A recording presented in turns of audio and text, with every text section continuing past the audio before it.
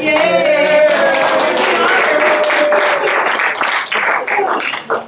Welcome to the Center for Spiritual Living in our hearts and in the heart of Las Cruces, where our vision is a world and loving partnership for the good of all.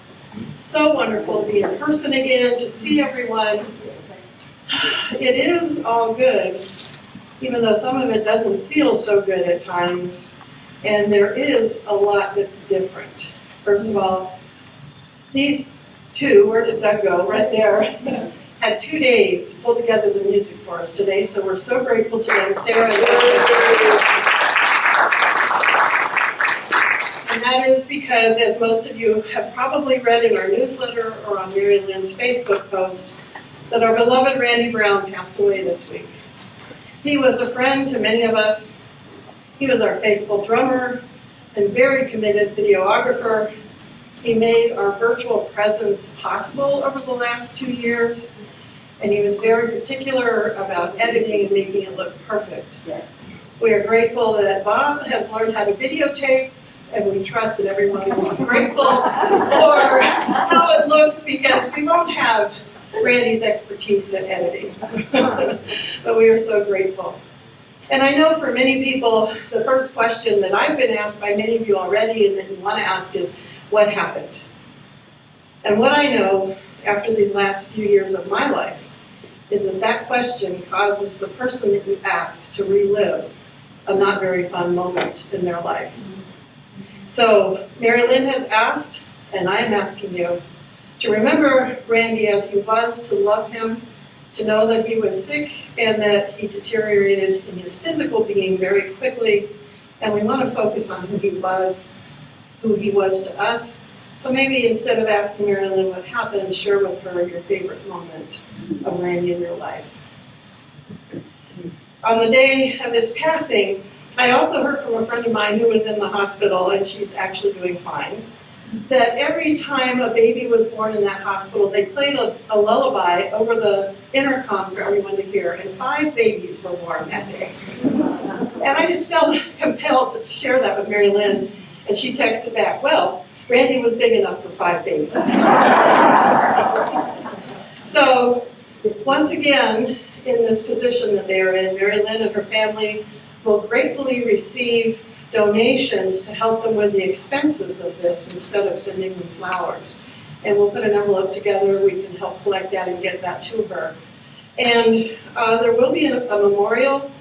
She and the family and I are working on that, and she's assuming that it'll probably be May, because she is still teaching at the university, and she'd like the semester to be done so she can really focus. So for now, let's just take a moment. Remember Randy in your mind's eye, and just see him soaring pain-free. For as Ernest Holmes said, for the spirit, freed from clod, shall go alone to meet its God. And we just know that Randy is one with that great spirit, with the love and life that we've surrounded him with and that we still surround him with. And we uplift Mary Lynn and Marina and Trevor. And recently Cody had a birthday in heaven that they were hoping Randy joined him for. So we just uplift the entire Brown family in love as we say together, and so it is. So now please welcome our practitioner in service and your board president to the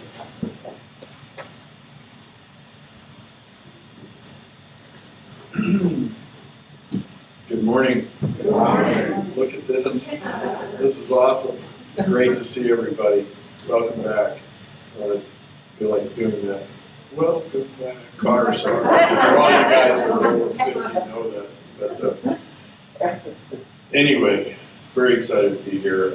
So for today's announcement, check out our newsletter and website for all the group activities taking place here, including upcoming workshops. Pick up a flyer. Do we have? Yeah, we have some flyers over there that you can take. And if you're not getting our weekly email, just let the office know. You can go to our website. I believe there's a link there, and we just send every Thursday. It goes out with what's going on around here. It's very informative. And so the month of March, our March focus will be living everyday wonder through play Ooh, that sounds good. So you will want to be sure to come by and stay after service March 20th, where we will have a play date with Will Kilroy during brown bag lunch and stay for some fun. So that sounds like a good time. So March 20th. So we're also making plans for our next treasure sale to take place. The last Saturday in April is when we have that, and so please help us. We're going to need help setting up on the day of sales, so please let us know if you're willing to help out on that.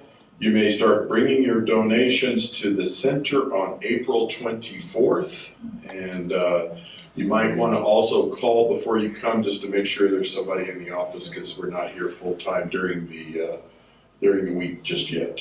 So know that all that is gratefully accepted, and we're looking forward to getting back into that normal routine. So give you a quick board update. We met a week or so ago. Continue to move forward during all of these little ups and downs with live video, and so hopefully we're back and we'll stay that way. We continue to move forward on trying to get some quotes on our project, the big project for 2022 that I'm hoping we can see come to light, and not even hope, visualize and seeing it come to light, is the renovation of the outside of the building with new windows, new stucco, dressing it up, making it look good. So thanks to a couple of people in our group here, we're going to start putting together, revisiting this plan. During COVID, it's been very difficult to get people to respond, and there's shortage of supplies and yada yada, but we're going to continue on. Thanks for Doug Benson's help and ongoing help for that. So, and Karen has been a big force in our board meeting. I want to touch on finances just briefly. We've, during this whole COVID thing, we were lucky enough to have that grant that gave us a little cushion, and we're grateful for that. And we have, we're in good shape. We're still got money in the bank, but over the last few months, not counting December, our contributions have slacked off a little bit. And, COVID, one thing and another, having live, not having live. So I just want to remind everybody that if you someone who likes to tithe on any kind of a regular basis, we have several ways you can do that. We've been using PayPal. We're trying to move away from that to something that doesn't have as much fees. PayPal keeps raising it and takes a chunk out of it. So there's most banks support this thing called Zelle, which is free, no cost. And the other thing is you can always set it up. Most banks have a bill pay system where you can set us up as a payee, and you don't even have to do it on a regular monthly basis. Just whenever you're ready, we're there, and you can click on us and send us a tithe. And we're always grateful. Thank you for all of you that have continued to support us throughout this past year. And we're fine, but I just wanted to warn that we keep chipping away at our little nest egg a little bit every month. And we know that that's just temporary. I believe once we get back to doing full live services, which hopefully will continue from this point on, and we start having more activities, as things loosen up, and we let the facility out, and we have our treasure sale and art raffles and all of that stuff, we get back to normal. So, but I think it's just part of my duty as the board to keep you informed. So thank you. All right, switch hats. So we believe in the power of prayer, which we call spiritual mind treatment or affirmative prayer. Please feel free to fill out a prayer request that you can find in the backs of the chairs there. And there's a God can in the back there on that table that you can drop it off in. You can put it in the offering plate. You can, On the way out. on the way out. So we'll have the plate up there on the way out. And also, you can do it via the website. There's a donate button on there as well, so feel free. A prayer request button, get off the donation button. And the other thing is we also have a form for gratitude. And so those are for, if you've had prayer and you've had a result, please share that with us. Or if you're just in a mind of gratitude for something that's going on in your life, please share that with us. We love hearing that. We love finding out, where our folk are at. So, and soon we will have that same ability on the website, I hope, where you'll be able to click on here and just put out a little statement of gratitude. All right, and and just so you know, we meet, the Four New Thought communities get together via Zoom on Tuesday every week, and we pray over any of the requests that have come in during that time for the next 2 weeks, and sometimes longer if that's what's needed. So take advantage of that. All right, at this time, it's time for music, silence, and prayer.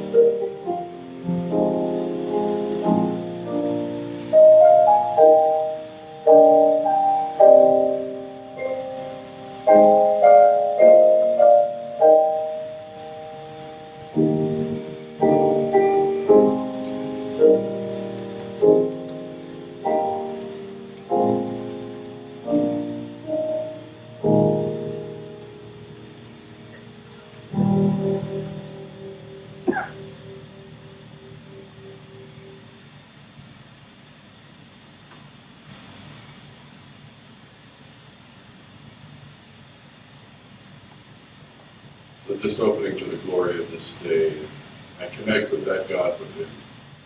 Knowing that that power, that presence is right here, right now. As it is through each and every person in this service today, and each and every person on this planet. Knowing that each one of us is connected to that magnificent intelligence, that first cause, that spirit. So grateful for that. So I know that today unfolds it's divinely guided, that each person here is blessed by the words we are about to hear. So grateful for this opportunity to come back together in person. Simply say, so it is. So Right, for today's reading, I have something out of the Science of Mind textbook. And this is an excerpt from A Treatment for Peace of Mind.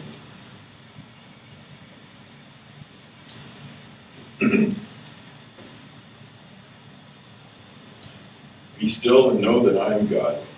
I am the Christ, the Son and daughter of the living God within me. I am the principle of peace within me. I am the manifestation of love within me. My mind is poised in peace and beauty. All sense of fear and doubt is gone. I rest in calm trust and rely on this law of spirit to bring good into my experience. I contend with none, argue with none. I am filled with the wonderful peace and light. There is no uncertainty about my future and no fear as a result of my past. I live in the eternal now, which is filled with good alone. Goodness and beauty follow me. Peace and joy accompany me. Happiness and wholeness fill my entire being with the realization of love and perfection. I am the Christ, the Son and daughter of the living God within me. This inner mind of mine is now divine and complete. It has no worries and no fears. It is whole, complete, and satisfied. I look back over all previous experience and find that it was good, very good. I look toward the future and find that it is good and very good.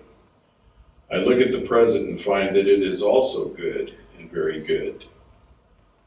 God is in all, over all, and through all. I am the Christ, the Son and daughter of the living God within me. I am the spirit of confidence. I am poised in love and reason. I am the perfect law of truth and the complete presence of beauty. I am the Christ, the Son and daughter of the living God within me. And so it is.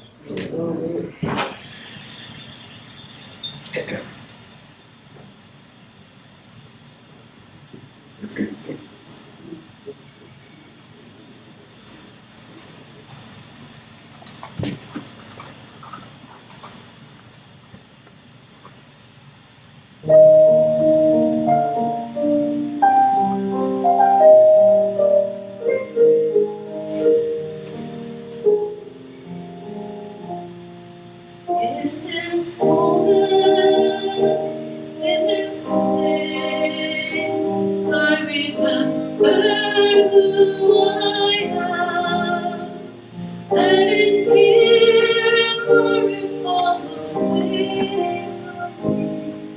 I open my eyes and see there is only one. There is only one. All that heals, all that sets us free. There is only one.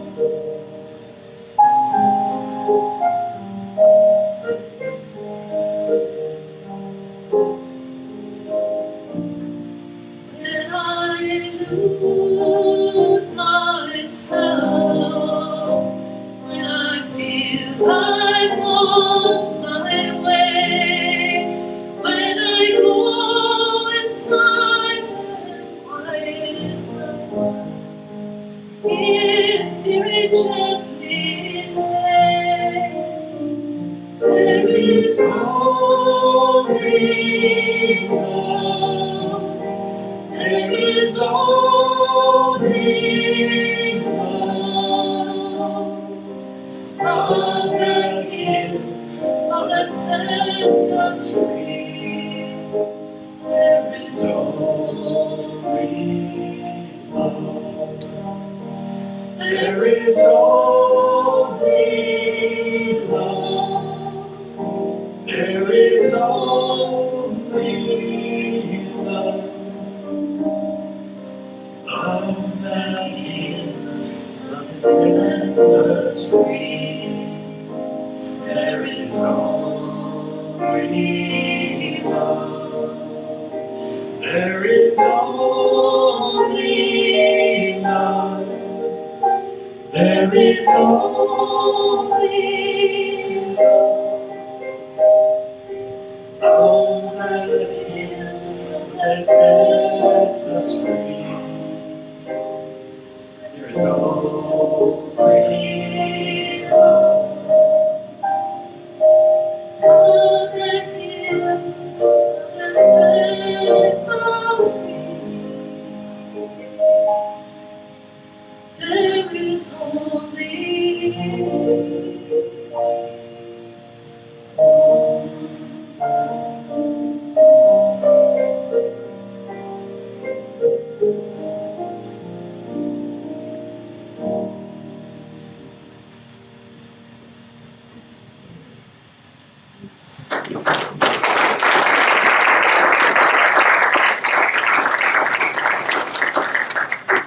Oh, you didn't need to run away so fast. Like I said, they had 2 days to learn that song. Thank you. I'm so grateful that we have them to provide us with music today. So like I said, here we are, back together again. It's all good, and it's all different. There's a lot of things that are different. And in religious science and in New Thought, we are taught to hear all the time that it is all good, and that we are whole, perfect, and complete. Like in our reading this morning, this inner mind of mine is now divine and complete. It has no worries, no fears. It is whole, complete, and satisfied. And as I was growing up, my mother always told me, you are made perfect in the image and likeness of God. And so is everyone else, including some of the people that push our buttons, and my mother encouraged me to still see them as perfect, made in the image and likeness of God. And for those of us who have been a part of a 12-step program, the second step says, we came to believe that a power greater than ourselves could restore us to sanity. And that implies that there is some sanity to be restored too. And over these last couple of weeks, years, there's a lot of things that have felt like they could drive us a little bit crazy. On the one level, it's hard for me to be speaking to this topic of putting the pieces back together again when one more piece of our community is missing, a very key piece. Our dear friend, drummer, who was here long before me, and videographer Randy Brown. How do we put the pieces together again when one of those pieces is missing? I spoke a couple weeks ago about what happens when the vase called our life just crashes to the floor and is broken. And I spoke to and promised that I would talk this week about putting those pieces back together again. And when I was doing that, Randy was sitting right over there. We were the only ones here. He had his head in his hands because he was in a lot of pain. And I promised to do this talk, to put the pieces back together again, hoping that I would bring to him a sense of hope, and a sense of hope to all those whose lives felt like they were just smashed on the floor. When I talked about it 2 weeks ago, I mentioned different ways that that might happen, and today it doesn't matter how it happened. What matters is, how do we put these pieces together again? Where do we begin? What helps us to do that? My hope is that since shedding his physical being, that he's out of pain, and that he's brought that spiritual being back together again in wholeness. And I decided to look up what Ernest Holmes said about death. And this is what he had to say. This is out of the glossary. God is not a God of the dead, but of the living, for in his sight all are alive.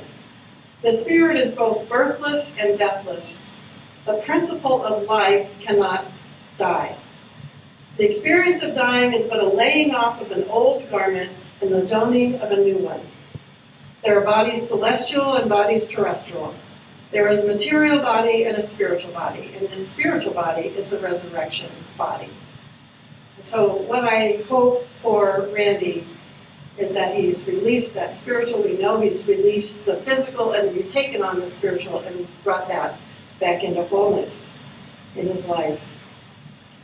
So this idea of putting the pieces together again is under the topic for this month, which is living in everyday wonder, the inner life. And I believe that that's where we start putting those pieces together. It's in our inner life. And like I said a few weeks ago, sometimes some of us get really good at making that outer life look good, while the inner life is still pretty shattered and broken. And what we want to do is bring those pieces together so that the outer life is an honest reflection of the inner life. That the wholeness that we are is what we're experiencing and expressing on the outside. So this idea of something greater than us restoring us to sanity. Like I said, some of the events in our lives can feel pretty crazy at times. And what I know is that as we get restored to sanity, as we bring those pieces together, it doesn't undo our past, and it doesn't undo the events that have happened, but to restore means to make whole again. And sanity, to me, implies the one mind, the wholeness of the one mind, that wisdom that is out there that we are a part of and that expresses in and through us. So sometimes we might feel like there is no sanity in our past that we want to be restored to. We haven't had that experience of feeling whole or sane. And if that's the case, what are we being restored to? And that's where I believe it's that divine idea that created us. It's the prototype of who we can be, who we are, who God wants to express as us, through us. Those God qualities are true nature. That sanity is the one mind. It is that wisdom. And even though we might feel like we've never been there before, as we start to bring the pieces of our life back together again, that means what we're piecing together is going to look very different from what we've experienced before, where we've been and how we've expressed. And that's true for me on a personal level, and as you can see, it's going to be true as a community. We're going to piece ourselves back into wholeness, and it's going to look different, but it's still going to look good. So as I was looking through Ernest Holmes' thoughts on wholeness, I ran across his teaching in the section called Teachings from the New Testament, and he was speaking to Matthew 9:5-6 from the Christian Scriptures. And in that passage, the authorities are angry with Jesus because he said to a man, "Your sins are forgiven, pick up your bed and walk." And the authorities believed that he was acting as God and was committing blasphemy, so they were angry with him. Ernest Holmes' interpretation of what happened there is he said Jesus knew that this man was carrying a lot in his consciousness, and that in order to relieve what was experienced on the physical plane, he had to relieve what was going on in his consciousness. So he said, your sins are forgiven first, and then he said, the physical experience, pick up your bed and walk. And I think too often in our lives, we either try and get up and walk before shifting our consciousness, or we expect others to pick up their bed and walk, move on, get over it, before they've been allowed the space, the time, been given the support to do the inner work to shift that consciousness. Jesus' message was, your sins are forgiven. And we could interpret that to be, however you may have missed the mark in the past, it is forgiven. Whatever choices you might have made, it is forgiven. And of course, as the song said, there is only love. Jesus was all about love, loving yourselves, loving your neighbor, loving whoever shows up in your space. So before we can expect anyone to get up and walk, whether it's yourself or someone else, we need to do the forgiving and the loving. And part of loving, especially loving ourselves, is how we talk to ourselves. And so I know that when my life falls apart, one of the places that I go, there are moments when it feels like that vase is shattered on the floor and I can't come up with the words myself. All the training on how to do a treatment just goes out the window. And so I pull up from the Science of Mind text in the back where Ernest Holmes has several meditations for self-help and healing. And I just read through those. Sometimes I read them out loud, but that is what has helped me many, many times, and that's where I go. And this time, as I went there and was reading them, all of a sudden, even though I've read them before, something clicked in a different way. So I'm going to read two of them, and I want you to listen, and then we'll see if you pick up on it as well. So the first one is on page 512. O soul of mine, look out and see. Look up and know thy freedom.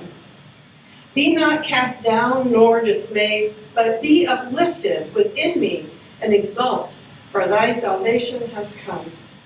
Behold the wonders of the great whole and the marvels of the universe. Look out and see thy good. It is not far off, but it is at hand. Prepare thyself to accept and believe, to know and live. Let life enter and live through thee, soul of mine, and rejoice that thou hast vision so far and so complete. Rejoice that the perfect whole is so completely reflected through thee. My light has come.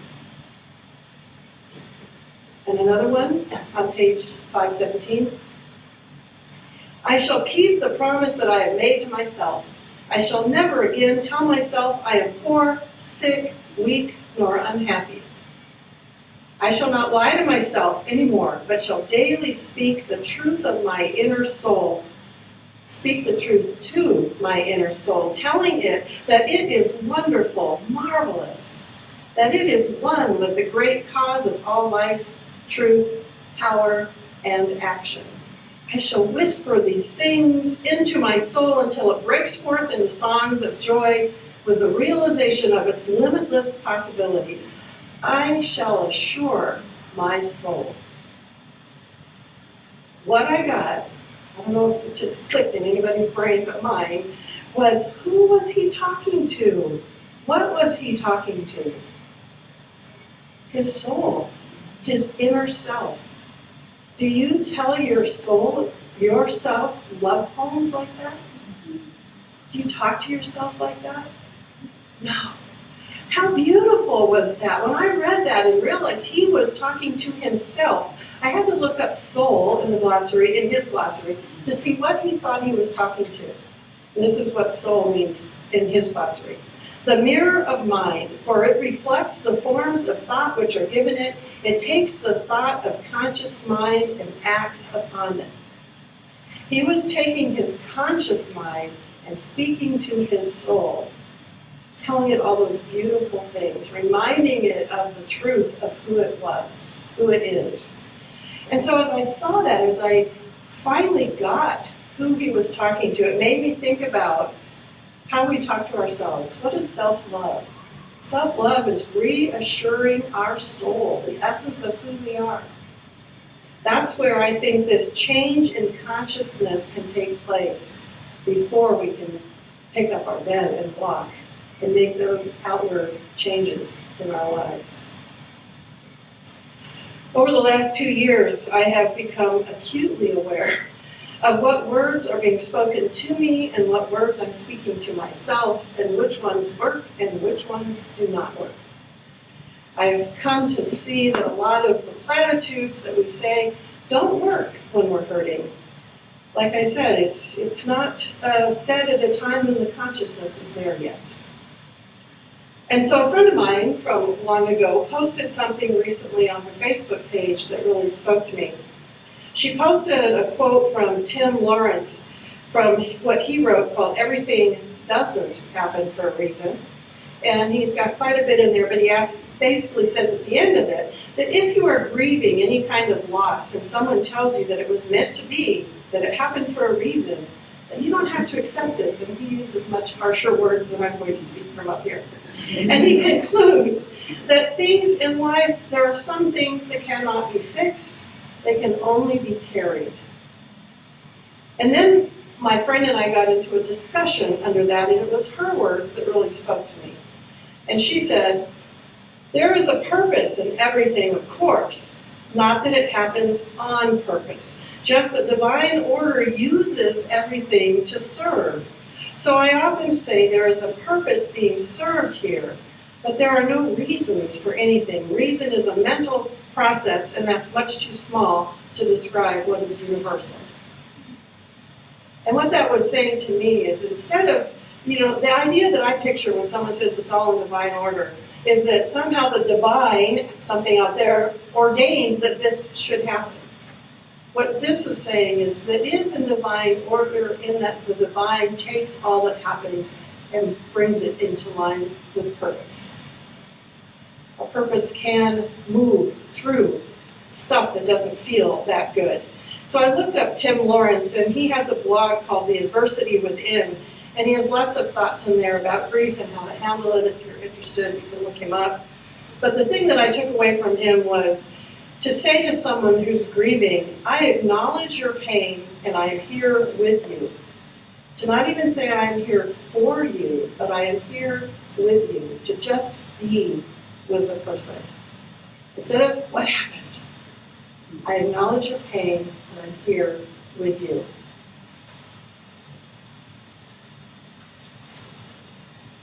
So, saying that everything is in divine order, that there is a reason why everything happens, I believe that's true. And when we say that to someone who is grieving, it's like saying, pick up your bed and walk before they've been able to consciously heal on the inside.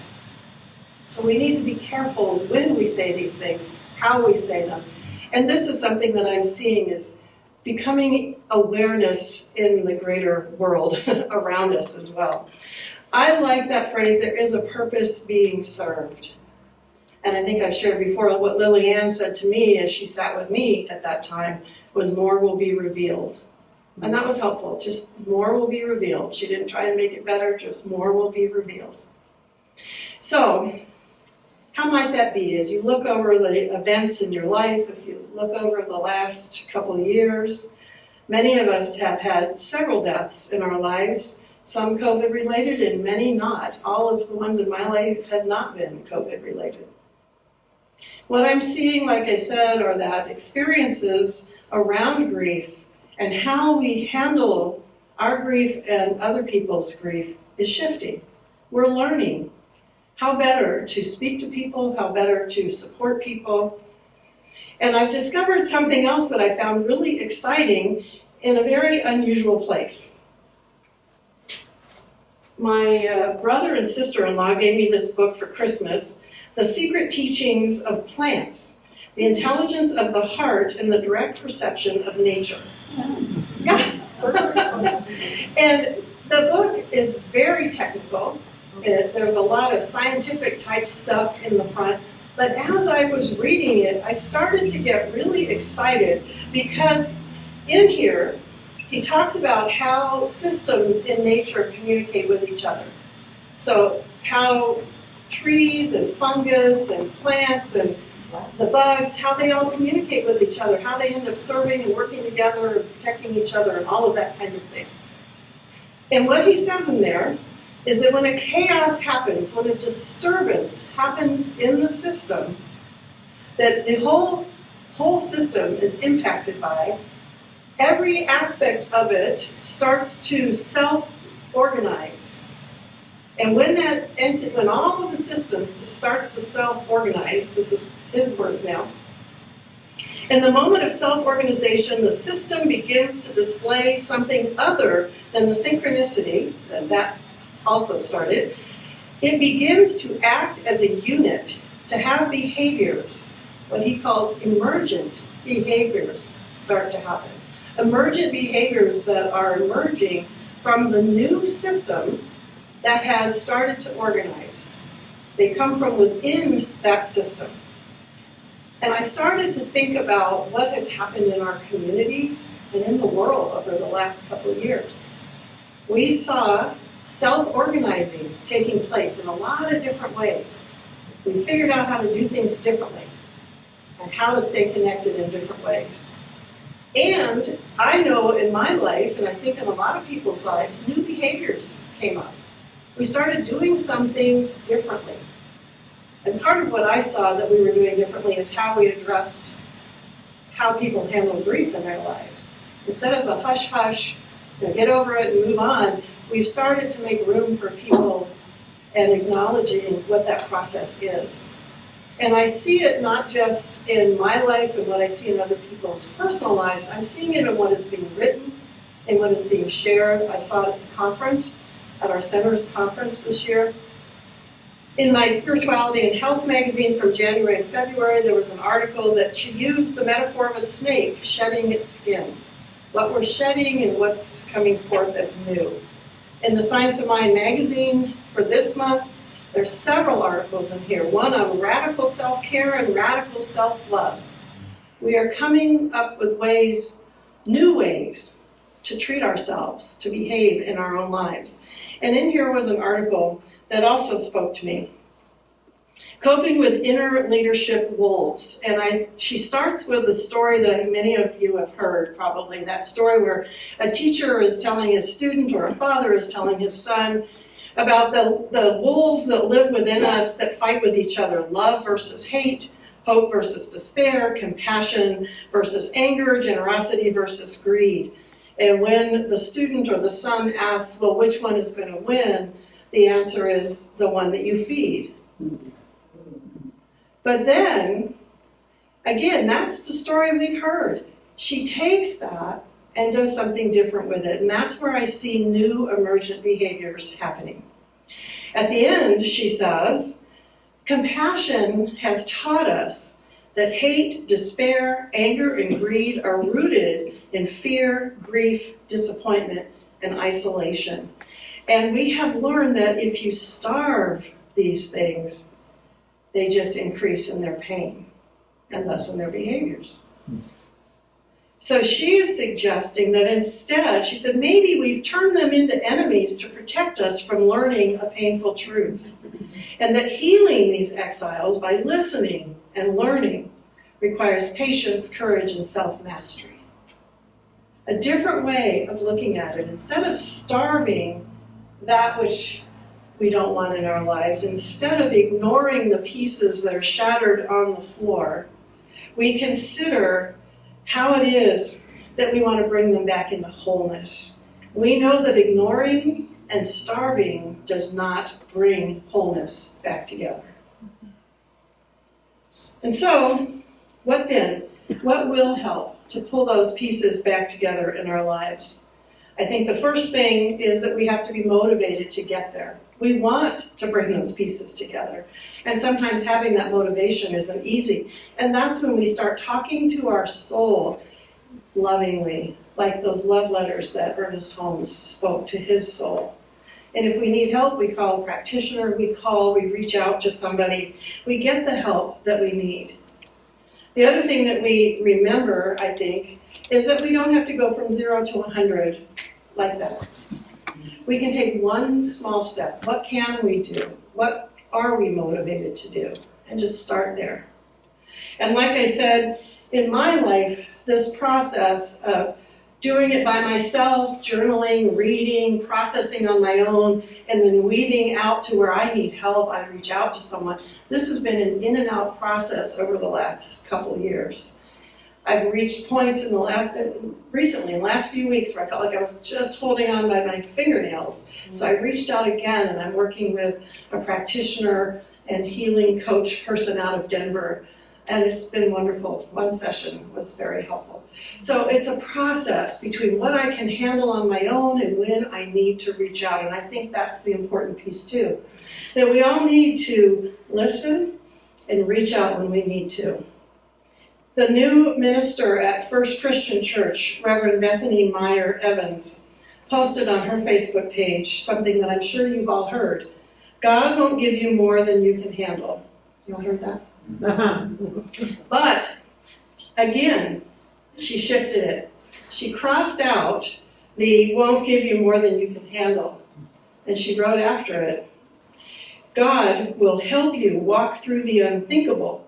You were never meant to handle it alone. Yeah. That makes me want to cry.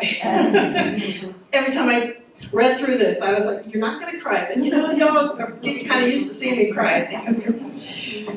But I thought, there's the piece where we remember to reach out. Because, again, we are all one. We are all God expressing. So as I reach out to whoever for support, I'm reaching out to God. I'm allowing God to express to that person in my life in a different way and to serve me. And I really like that because feeling like we have to do it all ourselves is where some of us really get tripped up. And to remember that we're not meant to do it alone, that we can reach out. There are people here that want to serve and help us. And sometimes I've had to make a few calls. It hasn't worked out with the first person I've contacted. But we keep trying because we aren't meant to do it alone. So as we look at that vase and all those pieces that we want to get put back together, I was picturing what it would take to actually put a vase back together. And I have to share with you. I told you 2 weeks ago that Kay is who reminded me of this process, and this is her bowl that she allowed me to share with you all today. Isn't that gorgeous? Yes. This is the kintsugi method of putting it back together. And what I realized is that as you try and put something like this together, you might need help holding those pieces in place while you're adding the gold, while you're bringing in another piece. And that's where you reach out. You ask someone to help. You hold those pieces in place until it's solidified, until the new joint is strong enough to hold it together on its own. And then this led me to another aspect, and there's more I want to share with you on this, so I'll be very careful with it. But I was also reading in the Spirituality and Health magazine an article called Poison into Medicine. And in that article, she talks about different methods or different ways that we suffer and describes it this way. There are two kinds of suffering. The suffering that leads to more suffering, and the suffering that leads to the end of suffering. And she said, I often call it existential suffering and unnecessary suffering. And that got me thinking, when she called it poison to medicine, about what are the things that you reach for when you're suffering. If you are hurting in any way, physically, emotionally, spiritually, what do you reach for? How do you comfort yourself? For some of us, our go-to would be more like poison than it would be medicine. I thought about things like reaching for smoking, sugary foods, or extra salty foods. I'm not going to mention any names. Eating when not hungry. The food thing really resonated with me. Excessive drinking, or just vegging, not moving, getting our bodies just veg, whatever we do. For me, it's watching the fish. Yeah. Or some people go to excessive exercising as opposed to just what you need to support your body. And so as I thought about that article, I thought, how can we take those go-to things and turn them from poison into medicine? And I think that that's going to be an individual thing. You can take the time to go within and say, what do I go to? How do I handle pain, that disruption in my life? And is that something that's serving me like medicine, or is that something I need to transform from poison into medicine? Some of the ideas that I came up with were, instead of ingesting smoke, smudging, using a smudge to just bring about that essence. Instead of ingesting salty food, taking a bath in salts to draw out the toxins. Instead of eating the sugary foods that I used to reach for, been finding healthier ways to experience sweetness, because I love to still experience that. And so I think it's important that we get creative about how it is that we comfort ourselves and that we remember to think about, is it in a way that is serving us?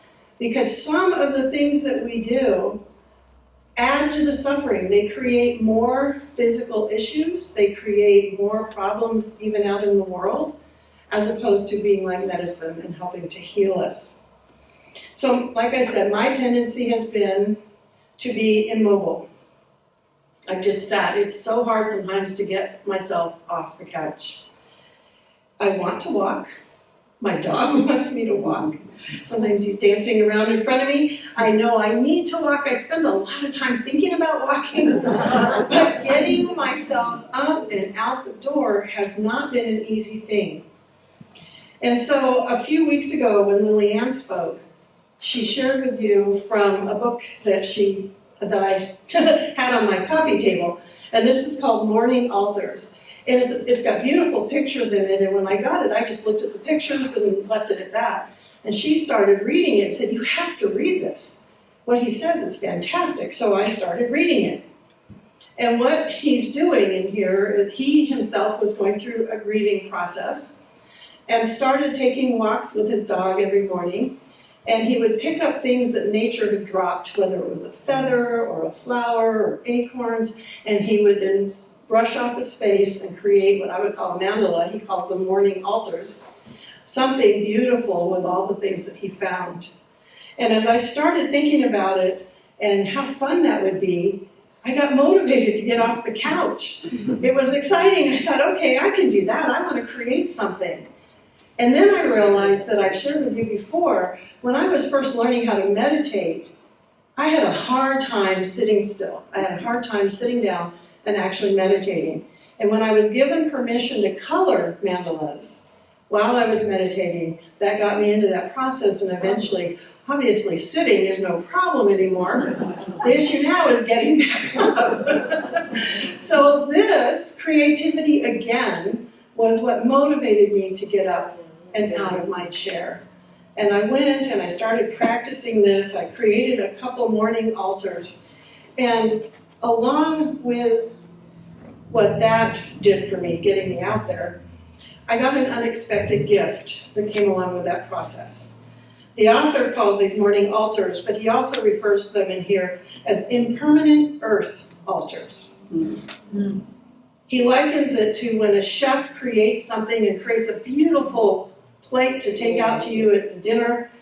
The intention there is not that you're going to save that forever, but that you're going to eat it. You're going to destroy it, essentially. Sand sculptures, the Tibetan Buddhist tradition of creating and then destroying their mandalas. The intent of an earth altar is that you're creating something impermanent, something that is not going to last. He has a whole chapter in here called Let Go. And as I was reading that, I became very aware of how addicted to permanence I have become and have been throughout my entire life. Almost everything that I've done, when I've worked in school, when I've run businesses and, what do we call this, nonprofits, my goal has been to create something that will last beyond me being there. I've wanted it to be permanent. As a kid, I loved historic stories. I loved books based on pioneer women's journals. And in the back of my mind, I think throughout my whole life as I journaled, I thought, maybe someday somebody will write a book about my life. Impermanence or permanence is what I was aiming for. And I realized that that was true even in regard to raising my son. There was some idea there that he would carry on and would remain part of the permanence in my life. So you've seen the yin-yang symbol and what balance looks like. Well, this is what I saw in my mind. This is permanence, and this was impermanence in my life. I had a lot of weight put on wanting things to last forever. And I realized that I needed to shift that. And doing these morning altars, the goal is to know that you are releasing, that you're letting go. He says, you must confront the inevitable that the beauty you made isn't meant to last. There are other forces here that want to play too, reminding you of the only constant in life is change. Further on, he says, you arranged everything as you wanted it, and now let change have its way with it. And so here's a picture of one thing that he did, and what happens when change gets its way. And just one more, because there's, you can see. Yeah. So to have the goal be to create something that isn't going to last was a real shift in my consciousness. To think about impermanence and bringing it in as part of the balance. I also realized that in the back of my mind, part of me was saying to myself on those bad days, you put all this energy and time and love and thought into raising your son.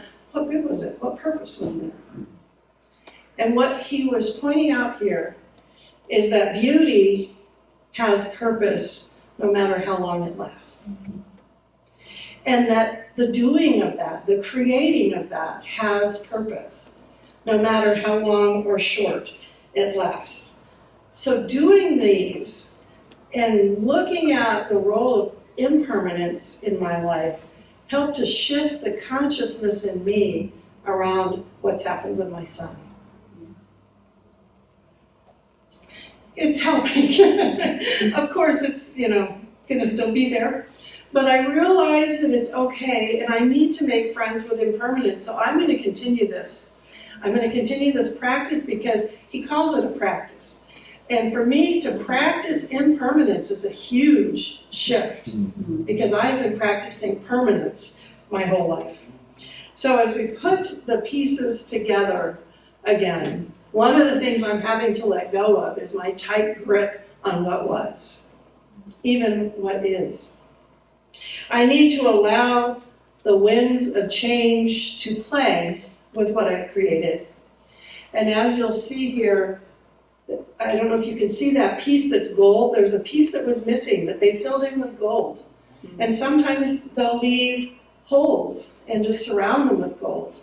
I need to find ways to fill in those holes with something new, or allow the wind to blow through them if I leave them just outlined in gold. So breathe. It's a lot. Thank you for listening to me this morning. Take a moment to think over the last few years. Consider any disturbances that might have showed up in your life. Consider what self-organizing has started to take place. What have you witnessed? What have you done? And consider what new emergent behaviors you might have developed, what might have come forward in your life. For me, like I said, it's visualizing my heart, that life vase that got smashed to the floor. It's visualizing it coming back together again, like this bowl with kintsugi. Outlining the lines, not covering them up, but accenting and making something beautiful. It's allowing my new life vase to carry forward some empty spaces, acknowledging that there are some pieces missing. It's adding creativity of the morning altars to inspire me to get up and walk and to practice impermanence, creating something for the sole purpose of it not lasting. And recognizing that no matter how it feels, there is a purpose being served. And the purpose of beauty, love, and life has value no matter how long it lasts. So as you consider putting the pieces together in your life, whatever might have been shattered, I have one more thought to leave with you, and I got this from watching the Olympics. I think one of the ads had this in it. We all win when everyone can get to their starting line. We all win when everyone can get to their starting line. And what I know as a religious scientist, I know what we teach, and what we know is that every day gives us a new starting line. Every day there's a new starting line that we can step up to. We can help others step up to their starting line. We can ask for help as we reach ours, because we are all in this together. Thank you.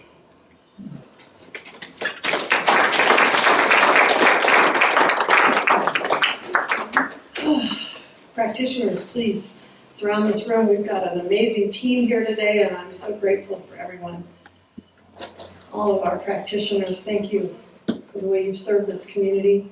Remember that they are here to pray with you at any time. Their names and numbers are on the website as well as printed out there. So they're here to help us put those pieces back together again. They're here to hold them in place till we can see them whole. So just take a moment and go within. And again, just take a nice breath to breathe into that space, that soul of mine. And in your mind's eye, speak some words of love to your soul. Remind your soul who it is, whose it is. And so I just give thanks. I start in gratitude for this community, for the lessons that are coming forth. I give thanks for the different ways that creativity has inspired greater growth in life and activity and joy in my life. I give thanks that that creativity is the Creator moving in and through me.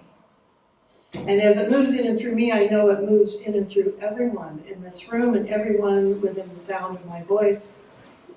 All people's lives, whether they have shed their physical being or not, whether we are still here on this earth looking for the beauty that the earth has placed before us. And so I'm grateful. I'm grateful for this coming together, being here in person today, seeing smiling faces, shining eyes, and feeling the hugs. I'm grateful for each person in this community and each person in this community for all the lives that they touch. Once again, we uplift Mary Lynn and her family, and we just see Randy soaring. We are grateful for all that he did, all that he was. And so in that space of gratitude and upliftment and knowing the truth of who we are, we just say together, and so it is. Thank you, practitioners, so much. Thank you.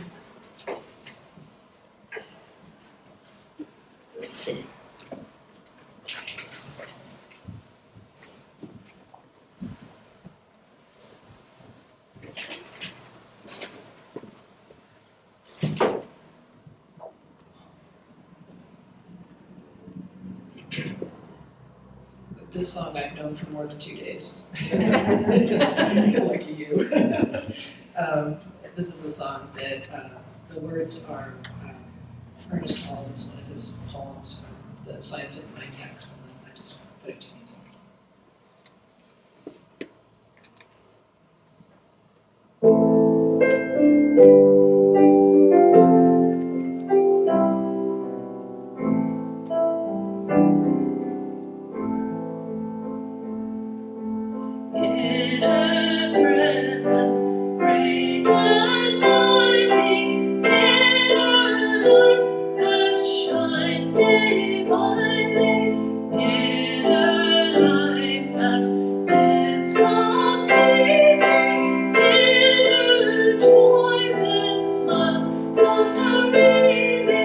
Holy, holy,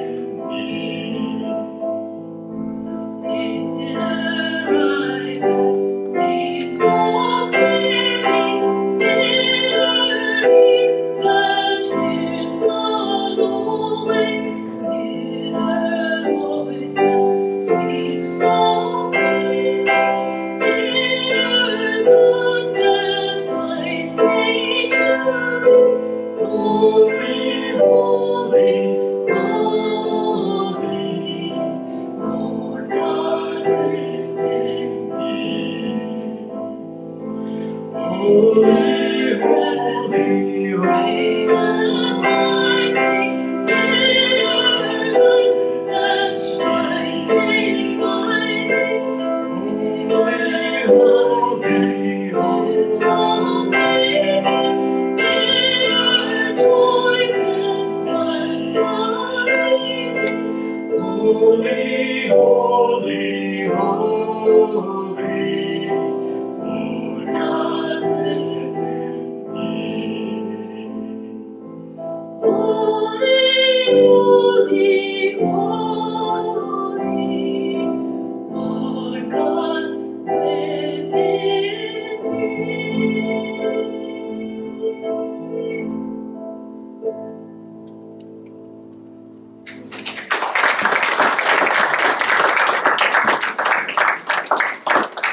put any pressure on anybody, but that was one of her final projects for our class. Wasn't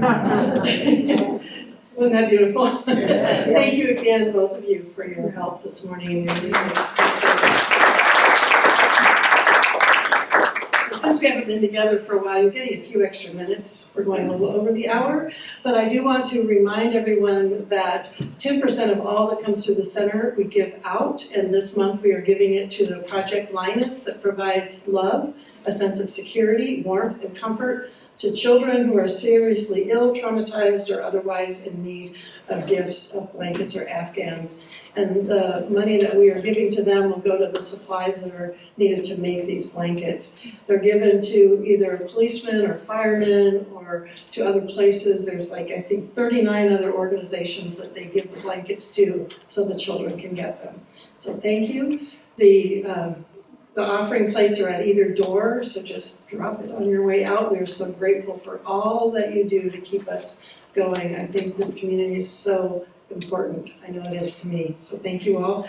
I think we'll skip that song and jump to our closing song that Sarah is going to do for us, Blessed Always. Some of you might know this. It's a Ricky Byers song, so sing along as you feel called.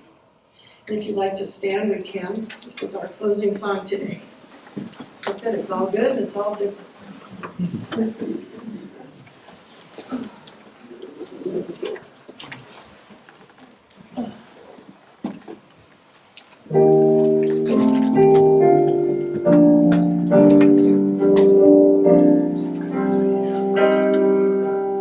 Here's some snacks for your kids on Monday and Tuesday.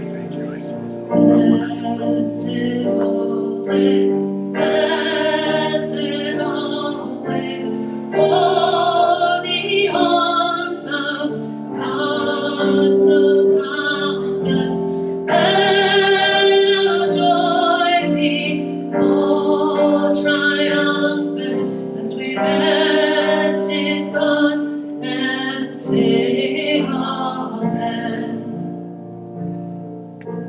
Blessed always, blessed always, for the arms of God surround us, and our joy be all triumphant as we rest in God and say Amen. Blessed always, blessed always, for the arms of God surround us, and our joy be all triumphant as we rest in God and say Amen.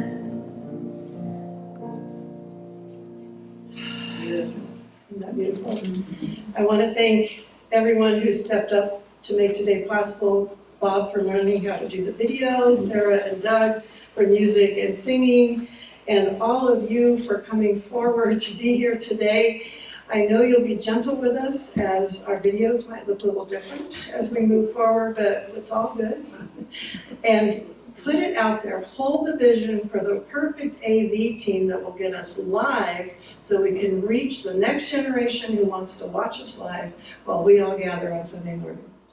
So we know that that is the truth of our future, the truth of what we are bringing in right now. And thank you all. Thank you. Have a wonderful week. Stay safe and see you next Sunday. Yes. Thank you so much.